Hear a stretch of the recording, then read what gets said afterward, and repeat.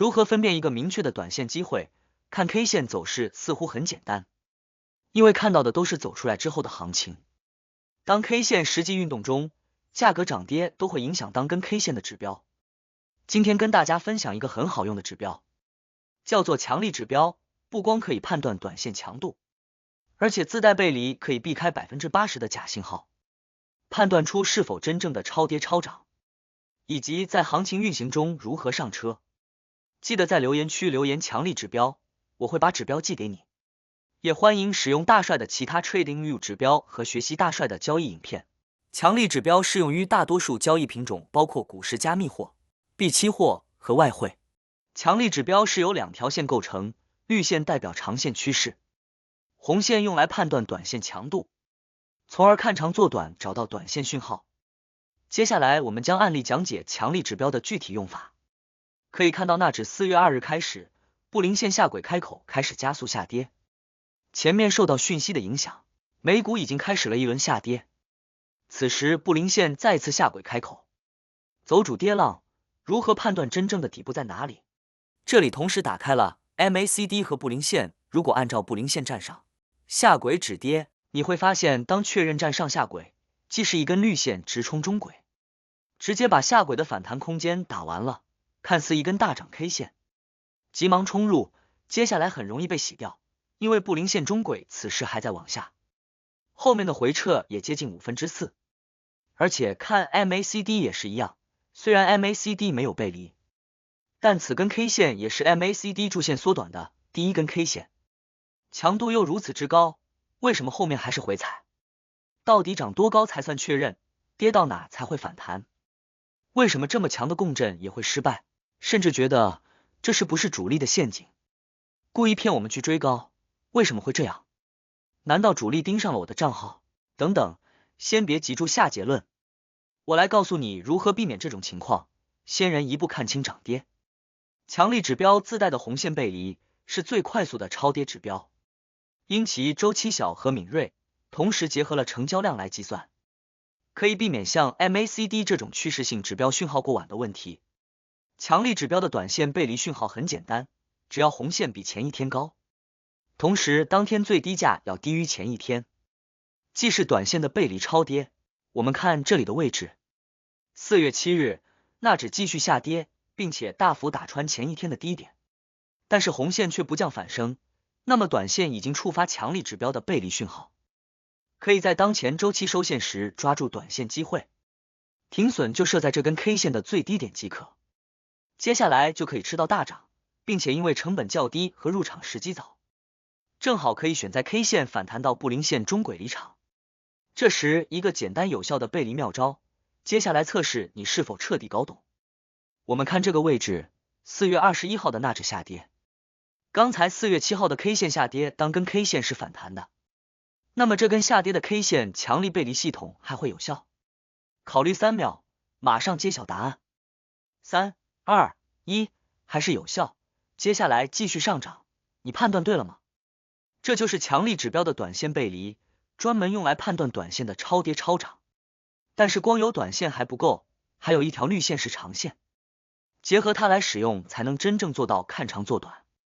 之所以需要它，是要搞清楚趋势的强度。当趋势在持续上涨的过程中，很难碰到刚才那样的超跌机会。那么如何在上涨的过程中找到短线的入场位置呢？我们来看一个案例。在4月9号的 BTC 行情中，可以明确的看到，在4月9日，强力指标绿线从零轴下上穿了零轴，代表长线趋势由弱转强。在这种持续的上涨过程中，当红线跌到零轴之下即为超跌。可以看到几次红线跌到零轴之下，都是很好的超跌入场机会。只需要注意绿线不要持续往下，如果绿线持续往下，代表趋势变弱。可以看到5月3日前，绿线没有往下，每次红线跌到零轴下都是超跌机会。但是在3日到5日，绿线持续往下，就出现了前面弱势才会出现的红线背离。最后随着绿线没有跌穿零轴，重新往上，趋势才重新转强。这里也是成交量的重要性，因为强力指标的短线和长线都是以成交量为基础，所以比起其他指标，更能准确的判断市场强度。在上涨的过程中，不应该短线超跌，因为这是弱的象征。对比上涨，下跌往往更为迅速。那么如何用强力指标抓住短线快速的下跌机会？来看一个案例，搞清楚如何抓住下跌的机会。还是以纳指为例，当强力指标绿线在零轴之下时，代表当前是下跌趋势，尤其是绿线持续往下的时候，那么当3月5日绿线在零轴下，代表当前是下跌趋势，尤其是绿线持续往下的时候，那么当3月5日红线却重新站上零轴，此时就是空单入场的时机。止损设定在 K 线最高点下跌，随着绿线下跌，尤其是在小周期使用强力指标依然有效。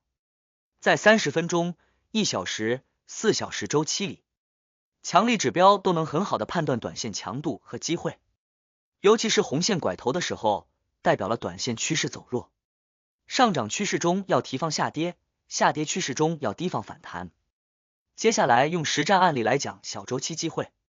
这里以 BTC 4小时为例，很多时候我们会碰到小周期的震荡阶段，可以看到在这里用强力指标可以很好的判断强度和位置。当红线在绿线之上后拐头往下，则此时短线强度走弱，开始由涨转跌。也可以只用绿线做趋势，可以看到当绿线跌穿零轴， K 线开始随着绿线下行而不断下跌，尤其是绿线在零轴下时，红线反弹到零轴之上就是短线的开空机会。如果想抓住最好的机会，或是拿到更多的获利空间，则要结合大周期来使用小周期，做到所谓的看长做短。可以使用日线等级来判断红线是否背离，或是短线强度是否减弱，再使用4小时的红线来把握短线行情，这样行情就更加清晰明了。讲了这么多前货，你理解了吗？下面我们再快速回顾一下今天讲的重点。一、强力指标主要使用绿线和红线来判断市场强度。绿线是长线强度，红线是短线强度。如果短线强度减弱，一定是由红线转折开始。二、强力指标的红线和绿线都是以成交量为基础参数，所以可以准确的判断行情，不需要再看成交量指标。同时，因为红线周期短更为敏锐，可以比 MACD 和布林线更早的判断超跌超涨，以及行情是否反转。三、背离是强力指标最大的特点。相比 MACD 的反复背离和不确定性，强力指标的背离更为可靠，当然也要设定好停损，并且注意趋势变化。当绿线上涨的强势过程中，不应出现超跌背离，因为当红线跌到零轴下方就是机会，往往快速反弹到绿线之上。同样的，当绿线下跌的过程中，不应该出现强势超涨，如果出现，要注意行情是否会反转。四、注意时机周期，日线周线用来判断大趋势，30分钟、1小时、2小时、4小时用来判断小趋势。如果想找到更好的机会，需要结合大周期，透过大周期的背离和确认性的机会来找到小周期的最佳入场点。五、强力指标可以结合其他指标使用，因为强力指标本身的特点，最好结合的指标是支撑压力位的路径指标，例如布林线，或者是自带趋势支撑阻力的趋势指标。不需要和超跌超涨以及成交量指标结合，会导致功能重复。搞懂以上5点，就可以很好的用好强力指标，并且把握短线买卖机会了。